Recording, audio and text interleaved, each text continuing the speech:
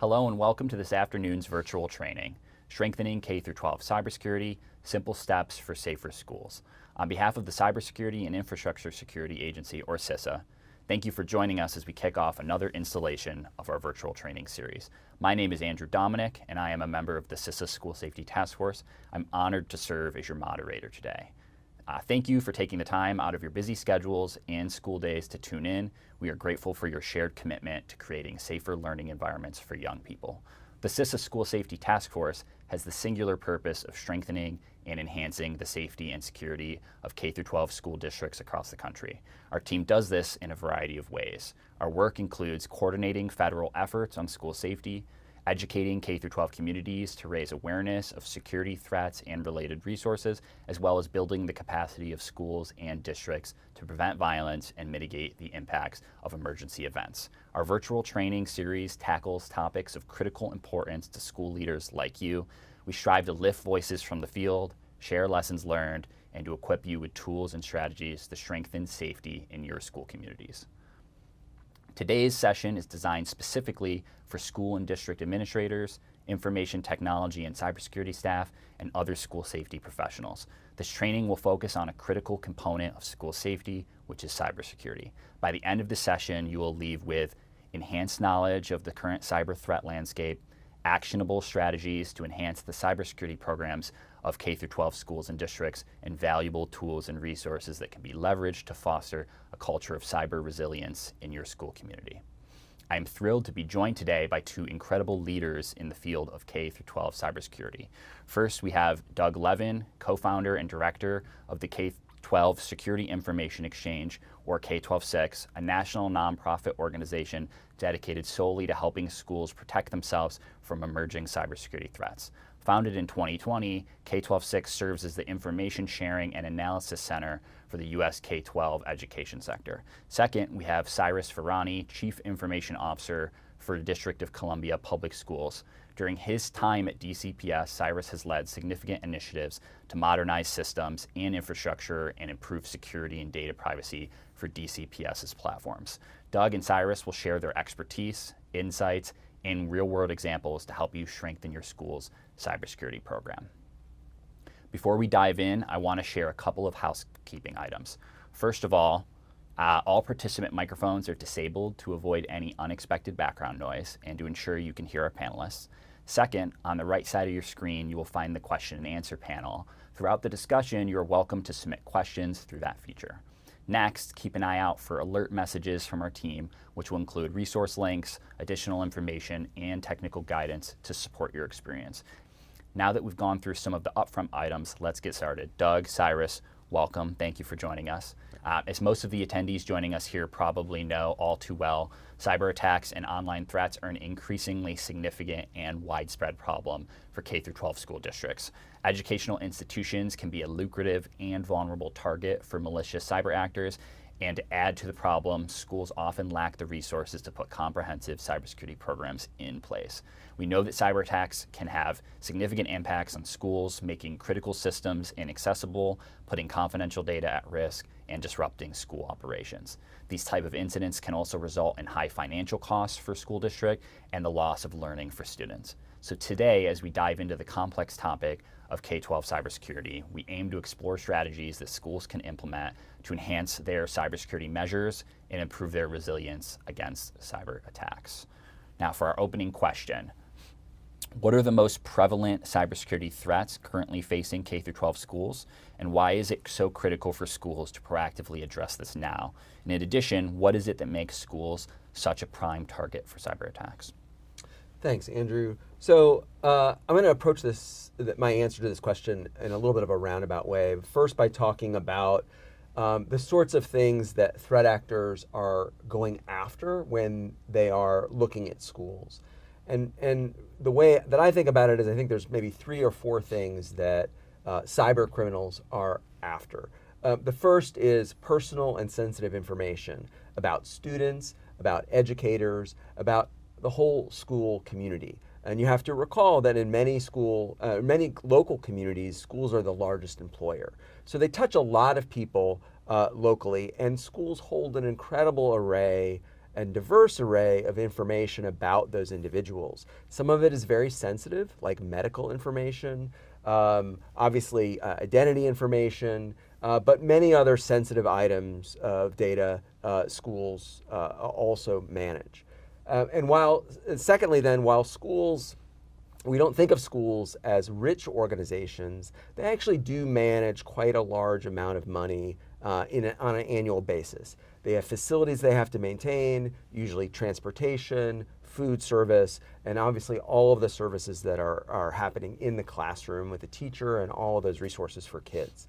And so while schools don't have enough money to do everything they would like and need to do for kids often, it is enough money, of course, for cyber criminals to be interested in going after.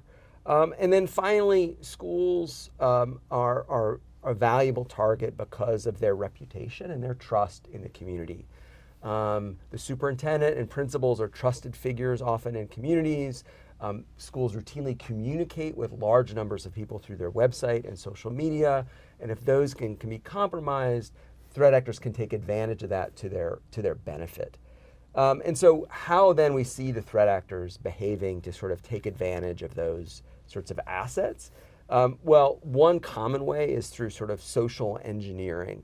Often that's through phishing, email-based attacks, trying to somehow get identity information or compromise identity information of folks associated with the school. So somehow getting their passwords or compromising their account, and then taking advantage of that access to exfiltrate that data and then abuse it.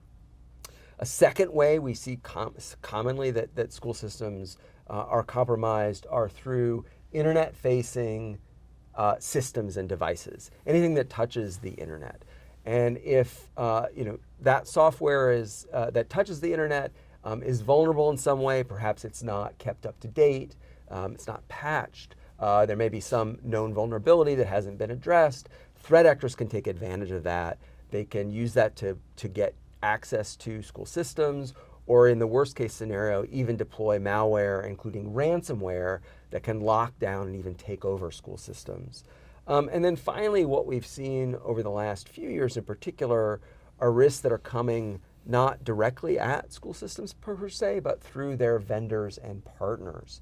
And while certainly it's a concern when a cyber criminal goes after a school district, what people may not understand is when they go after a vendor, they may be able to compromise the information or get access to not just one school district, but hundreds or even thousands of school systems all across the country. And some of the largest incidents we've seen have happened through that third-party access.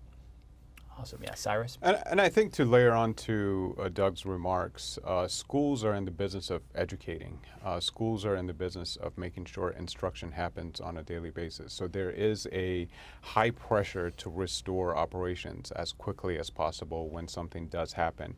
And what we see in the uptick of ransomware across the United States and the globe for that matter is that pressure to restore operations as quickly as possible, and that makes us a prime target because we are so willing and so desperate almost to bring back systems online and not be dead in the water. So we see that as when we ask why school districts, that is one of the major whys of being targeted.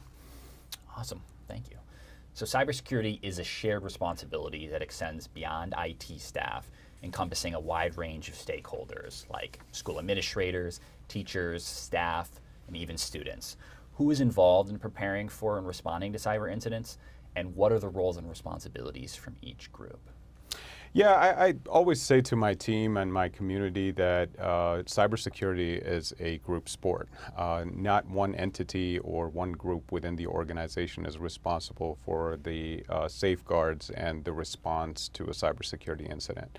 I think, if you think about the organization as a whole, it starts from the top. The superintendents, the chancellors of school districts are the ones responsible for prioritizing cybersecurity, for identifying the risks and putting in place mitigation strategies, putting in place compliance strategies, funding, prioritizing funding to be able to do those things. We have CBOs and other organizations that provide safeguards and contingency plans like the insurance and vendor agreements and things like that. We have IT directors like myself who are responsible for selling the vision, bringing to the forefront the importance of cybersecurity and the measures, putting in place incident response plans, backup and compliance measures, and again, my staff who are responsible for the daily monitoring, ensuring that the environments are secure, putting in place system restoration practices, and then when you drill down to the school level, what does a principal do? A principal is primarily responsible for enforcing the prioritization of the training, making sure that their staff understand how important it is to be aware, to be educated on the various threats and the evolving threats. We see successful models in which principals who have prioritized cybersecurity at the schools experience less downtimes, less incidents at the schools. And then, teachers, the administrative staff who are responsible for training themselves, creating awareness, training the students on best practices, safe practices. How do you use the tools at your disposal to ensure that you are not a target and you're not that entry point for the bad actors. And community. We always talk to our community about your best practices does not stop at the school. If you're taking a device home, you continue to make sure that device is secure at home. So our parents and our guardians need to also understand the importance of the cybersecurity measures and cybersecurity hygiene. And you have other agencies that partner with you, much like K-12 and other agencies who are great resources for information sharing, for intelligence and best practices around recovery and incident response and everything else that are responsible for ensuring that security. And one of the most important things that I would point out to is the recognition of funding for school districts. We've seen a lot of instances in which school districts are underfunded, and when they have other priorities, cybersecurity tends to fall in that priority list. And so superintendents, the leaders of K-12 need to understand the evolving threats, how important it is to ensure that there is dedicated funding and measures in place to prevent and respond to threats. Awesome, man. Thanks, Cyrus. Mm-hmm. Doug?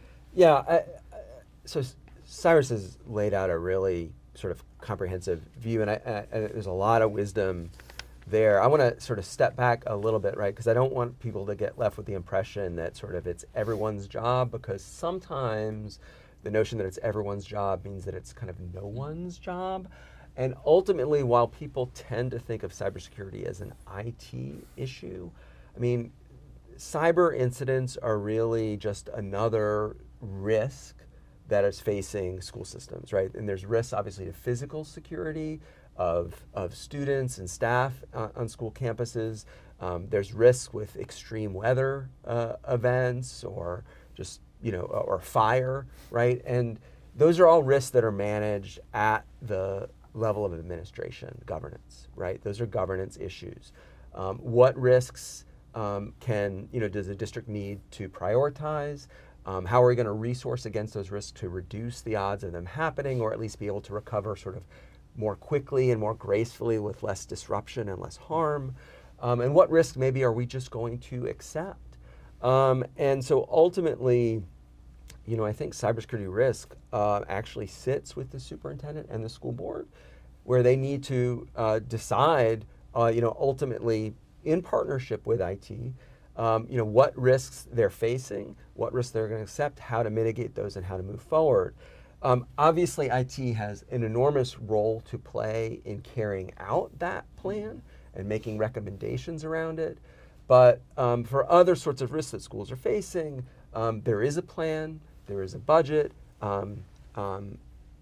practices are put in place, they are practiced, everyone knows their role, and then they're reevaluated, right? Are these still the current threats? Do we have better tools to mitigate them?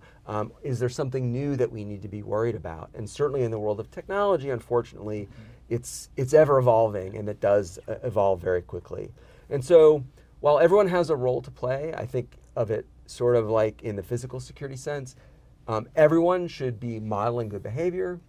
If they see something, they should say something, right? Probably to the IT team to let them know that this doesn't seem right.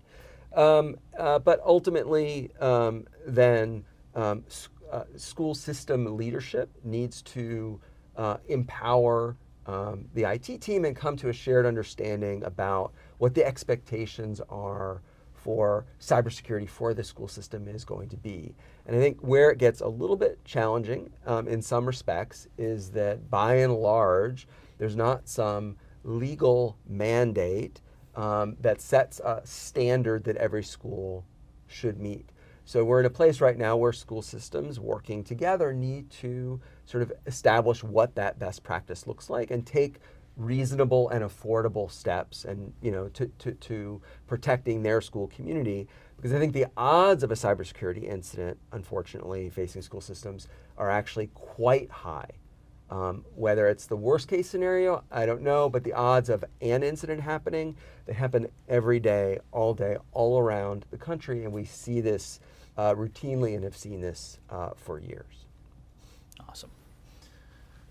We know that many schools may not have significant resources or trained personnel to focus on major cybersecurity efforts. So let's dive in here and talk about a few of those foundational steps or actions schools should prioritize as they work towards strengthening their cybersecurity posture. How about we start with what schools can do to protect login credentials of students and personnel?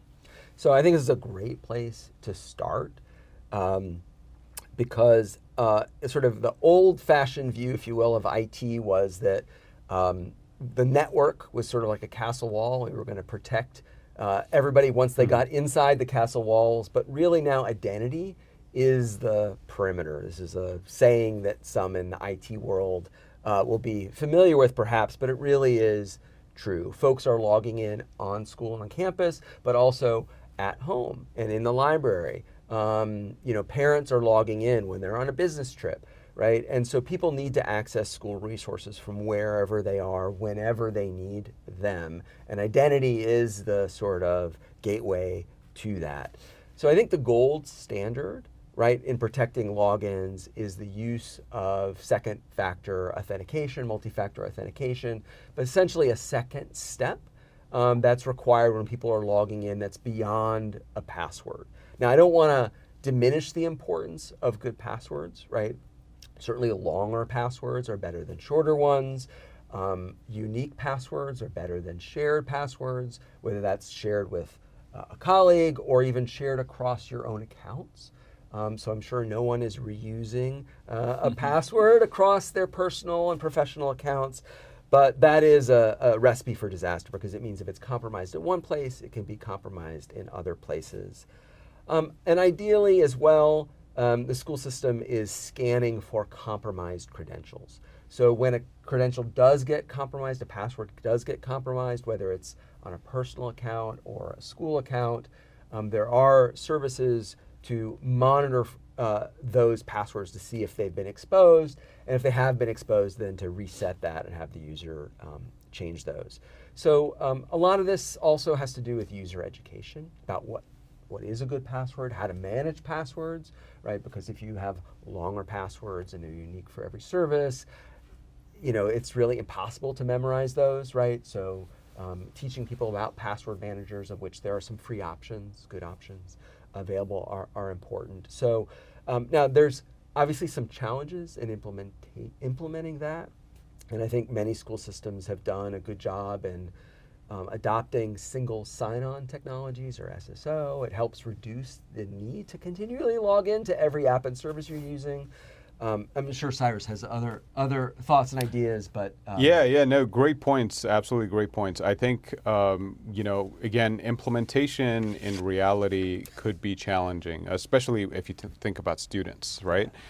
Students don't always have a second device that they can use for MFA or 2FA. So how do you put in place technologies that bypass those challenges or make those challenges a little bit less important, right? We are partnering with some partners, for example, exploring technologies like deviceless MFA and others. But I think one of the most important things that we can do, as Doug mentioned, is teaching hygiene, teaching folks not to use easy-to-guess passwords. Think about a more complex password. Don't share your passwords. Don't write it down anywhere. And also recognizing the accounts that require higher privilege. Don't just give everybody the same access. If you are a staff member in the HR department, do you really need access to all of your staff's data? If you are a coordinator, for example, and you don't necessarily deal with staff data, why do you have access to an HR system? So recognizing that segmentation of your users, making sure that you employ the principle of least privilege. Give folks just enough access to do what they need to do to carry out their job. Again, we make sure that at DC Public Schools, we have a lot of measures in place from a credential standpoint. Doug mentioned this a little bit ago. We make sure that there's monitoring in place for when there's a suspicious login. Why is a student logging in from Africa? Mm-hmm. That doesn't make any sense. That should raise alarm bells across your agency, and action needs to be taken immediately, right?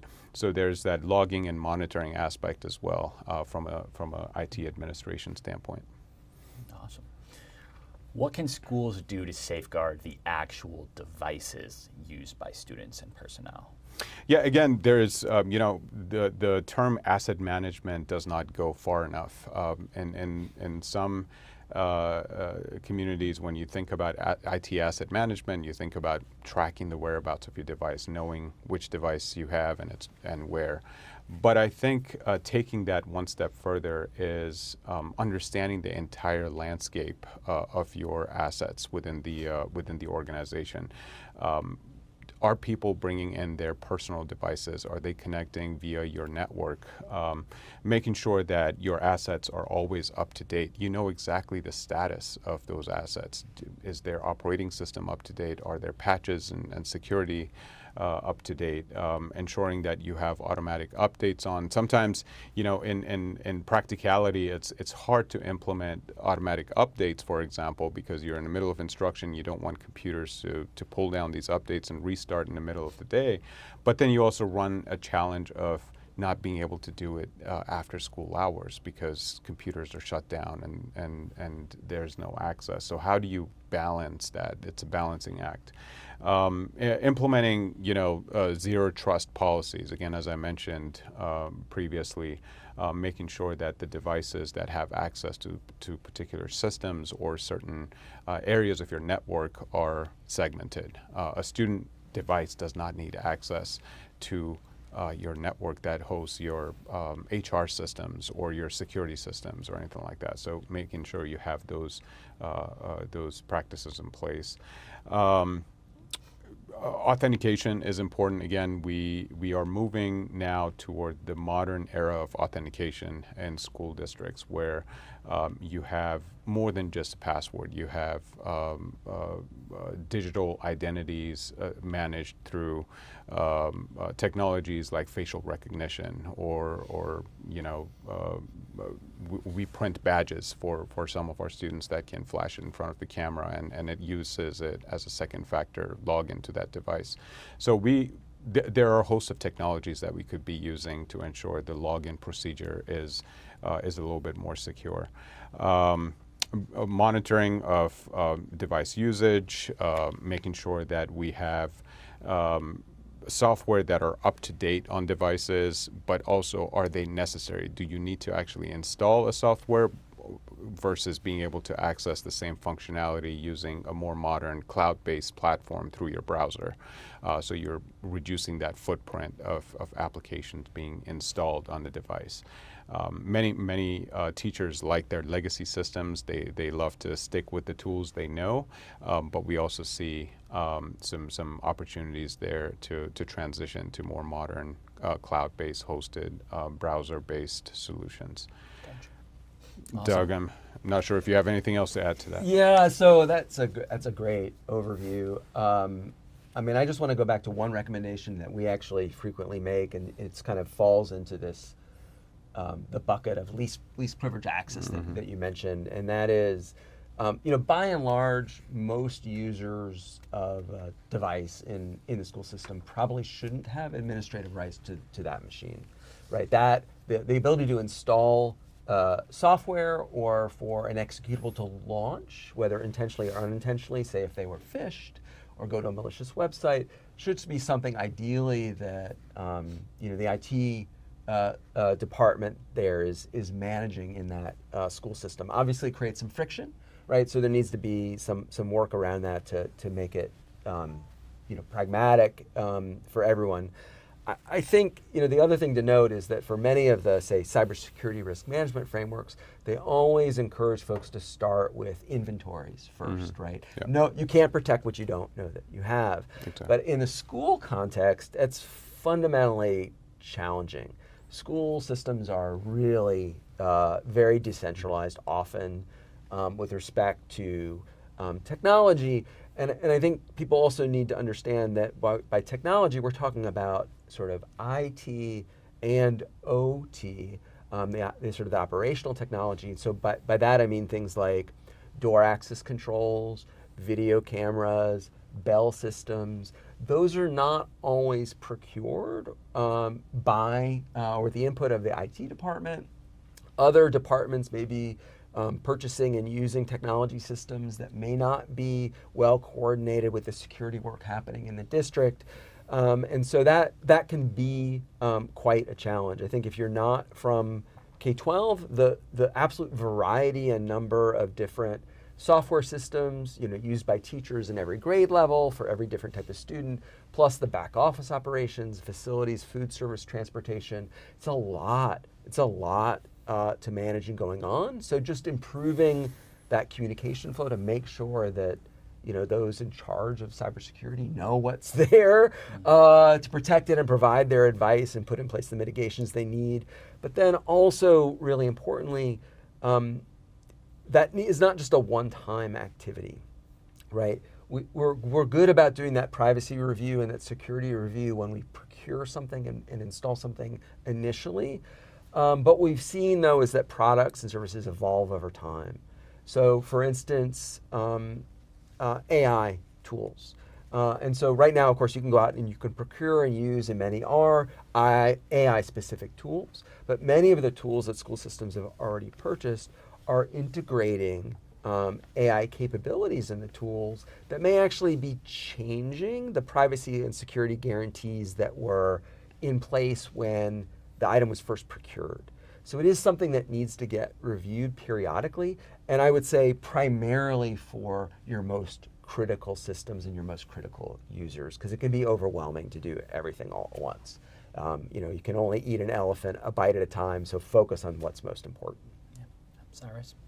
Yeah, I think that's absolutely correct. I think one of the issues that we also see with device management in general is that once an application is installed on a device or there is a legacy system that sits on this device, gets forgotten. It's not tracked through active systems. You don't know what you have because you concentrate on asset management from a hardware standpoint, but you don't necessarily concentrate on it from a software standpoint. Mm-hmm. You have to have your software assets just as well tracked as your hardware assets. So knowing what is installed on your devices, how old they are, what the versioning is on those things would make you actually more proactive in addressing some of these challenges. Software often go out of support a vendor no longer supports them, does not patch them anymore, does not provide security for that software. And what we see sometimes is that a software that was installed 10 years ago is still running on a device, and because it's not supported, the bad actors exploit the software to get in as an entry point. So software management, software asset management is just as important as hardware asset management. Gotcha. Now let's talk a little bit about the importance of backups. Why are they so important to have, and how are they maintained? Yeah, so there's no question, and Cyrus mentioned it earlier, that schools have very little appetite for downtime. Well, one of the ways to ensure downtime is having good backups that you can restore from in case a system gets corrupted or gets exploited by a threat actor and needs to be rebuilt. And so that's that restoration. And I think there's a number of sort of rules of thumb around restoration. One, of course, is that you have multiple backups on different types of media and different locations. There are other metrics that have to do with the time that it will take to restore, or how much downtime you're willing to live through, like in terms of lost data. So like how much data are you willing to lose? And of course, for most people, the answer is going to be, well, I want to restore right away. I don't want to lose any data. But you start then looking at the costs and the effort involved in doing that. You have to start making some trade-offs. So there's no question that backups are important, whether it's a cybersecurity incident or a physical incident, or an issue of an earthquake or a flood that might damage equipment and stuff needs to be restored. I think the one thing that I would say in particular about backups, and I'm interested to what Cyrus is going to add here, is the importance of having at least an immutable backup. And by immutable, I mean one that can't be changed, either intentionally by an IT staff person or, and this is the fear, by an external threat actor. And so those ransomware actors, say, that have gone after school systems, know that the ability to restore a system is something that would make a school system less likely to meet their ransom demands and pay them. And so they have learned that then they need to go after the backups, and they have systematically started to do that. And that's one of the first things that some cyber criminals go after if they're able to break into your system, is your backups, and try and corrupt those so you cannot restore those. An immutable backup prevents them, the bad guys or the good guys, anyone, from corrupting that backup. And so it is important to have those backups, but it's important as well to have one that is resistant to those sorts of attacks, so that in the worst case scenario, you still can restore your systems. Gotcha. Cyrus? Absolutely. I think also, making sure that you have policies and practices in place for how often they get backed up, how automated your backup processes are, and identifying the high-risk systems. As Doug mentioned, if a school district has 200 data systems or 300 data systems, you may not have the funding to back up each and every system and have that level of protection in place. But what can you protect which is high risk? So identify the risks and identify the systems like the student information systems or HR and payroll systems, special education systems that require that level of attention and prioritization. I also think to Doug's point, can we implement a time-tested backup model? The 3-2-1 model is one of the most known models for backups. 3 copies at least, if you're able to. One of those copies being off-site, one of them being air-gapped backups, where they don't have access to the network. They get backed up in a way that they might have that temporary access to the network to perform the backup process, but then they quickly disconnect from the network and live in sort of a segmented silo of their own, so the bad actors cannot access it remotely. We also want to make sure that we are actually testing the recovery process, right? Because sometimes you put in place a great system, a great infrastructure, But then over time, you don't necessarily know if it's working well 3 years down the road, 5 years down the road. So regularly testing, hey, in a disaster recovery process, are my policies going to be effective enough to make sure I can get back online? Doug mentioned immutable backups and air gap backups. Those are things that we prioritize. We make sure that when we go out there to procure systems and talk to our vendors about their security practices and their data privacy policies, that they have a solid infrastructure, they have a solid disaster recovery plan, they have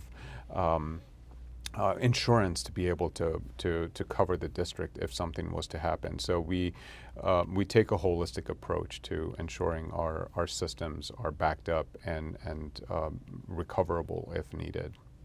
Awesome. Yeah, if I can, I just want to jump on the vendor piece because I think sometimes it may be a misunderstanding about this, right? So more and more software that school systems are using is run in the cloud. It's run on the vendor's system, and a school system will have an instance of their own, or maybe every school has an instance.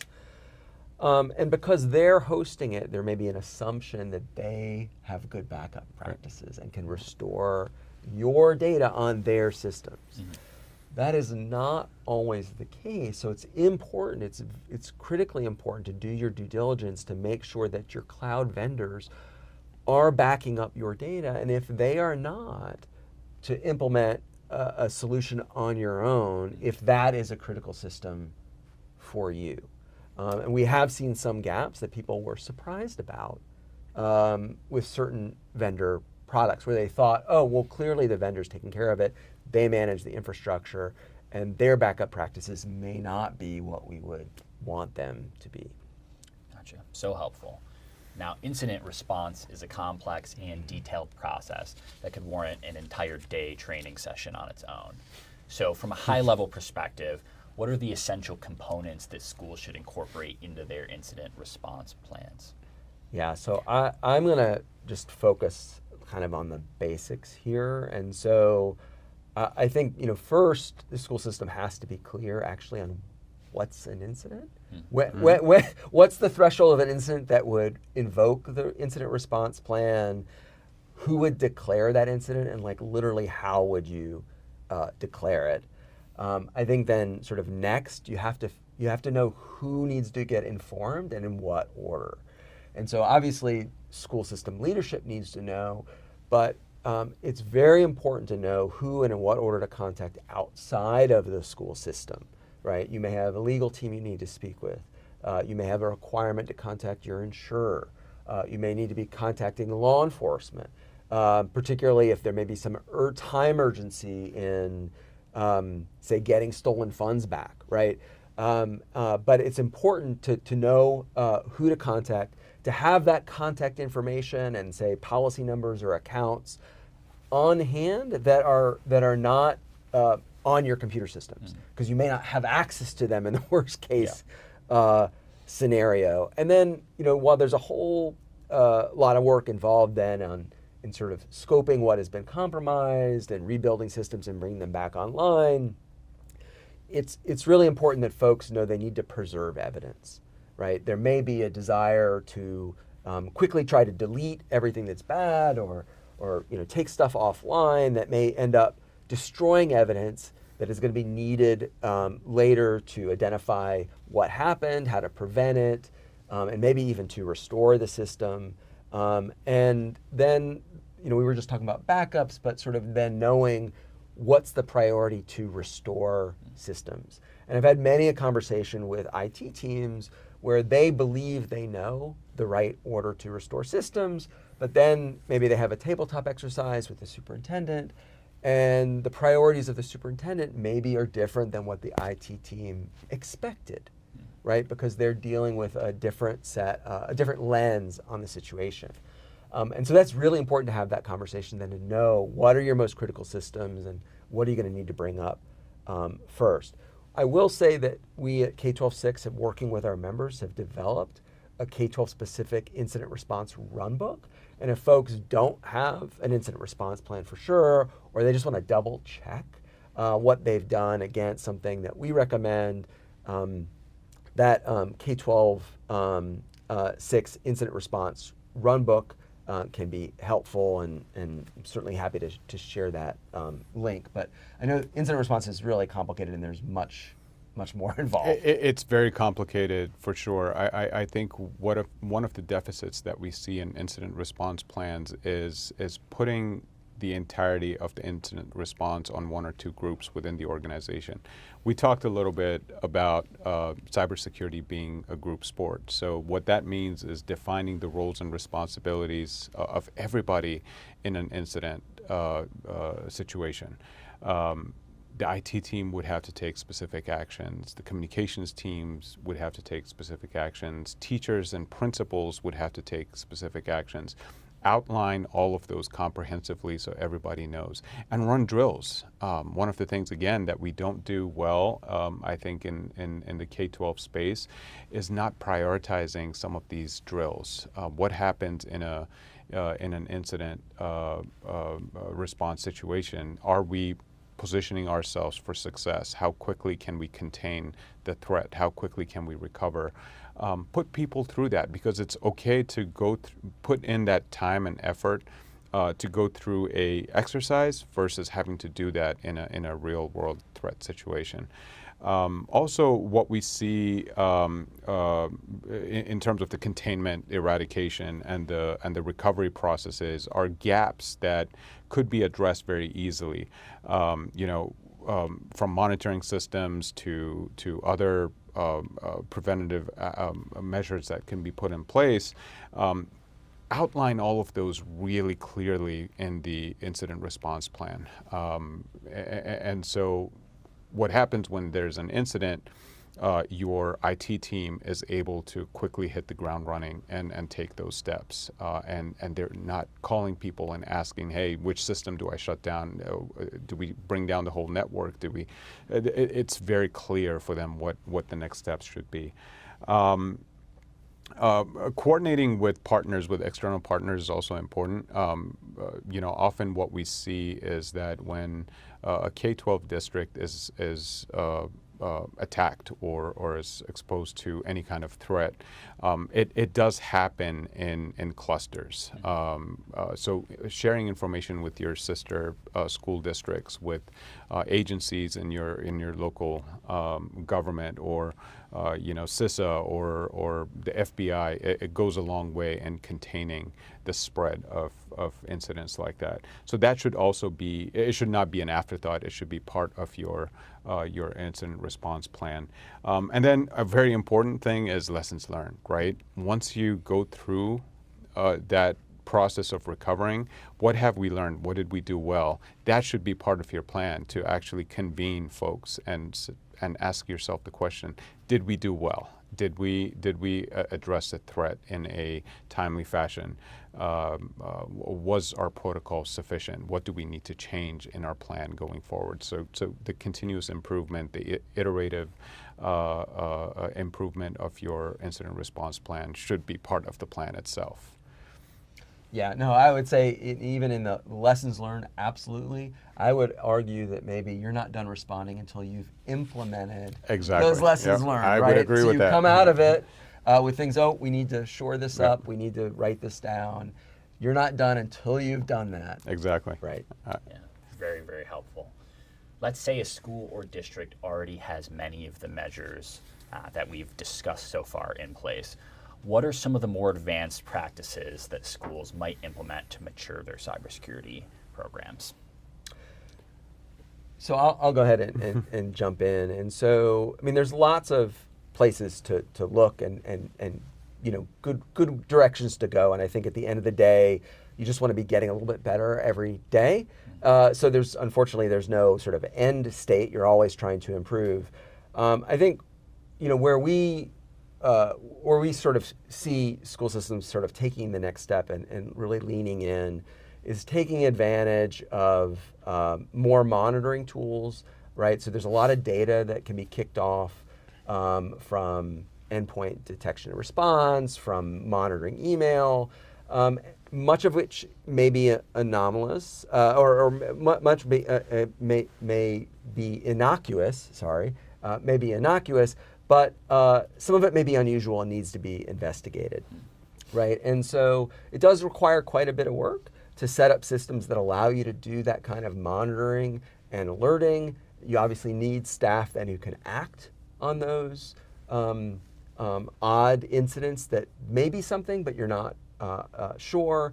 And ideally as well, implementing automated technologies that sort of lock down problems as they're seen. Sort of in the technology parlance, we talk about these as SOAR tools, but automated response tools. So essentially, logging, monitoring, acting on alerts, and then responding as quickly as possible, ideally at the speed of the machine and not the person. And I would say that ideally this is happening 24/7, 365, not just during the work week.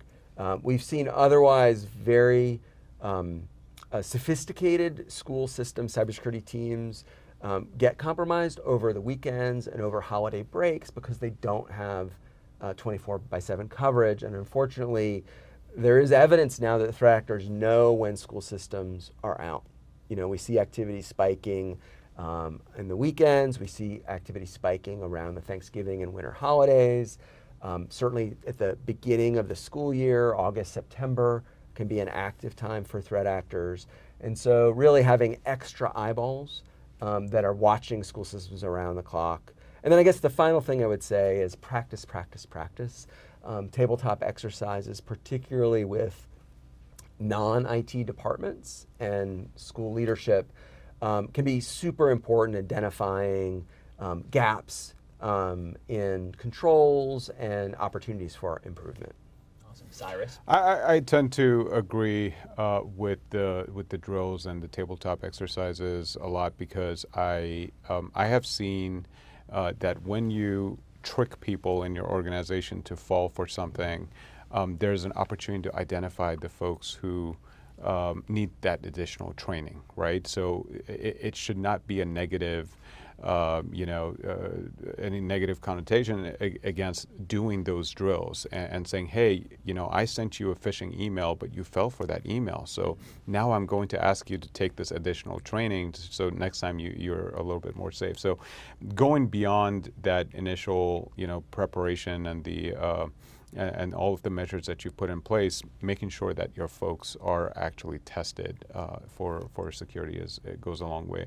Not to get a lot of technicality in here also, but I think IT teams can go a little bit above and beyond with segmenting their network, segmenting their devices, making sure that your CIS, your student information system, and your instructional systems are on different segments.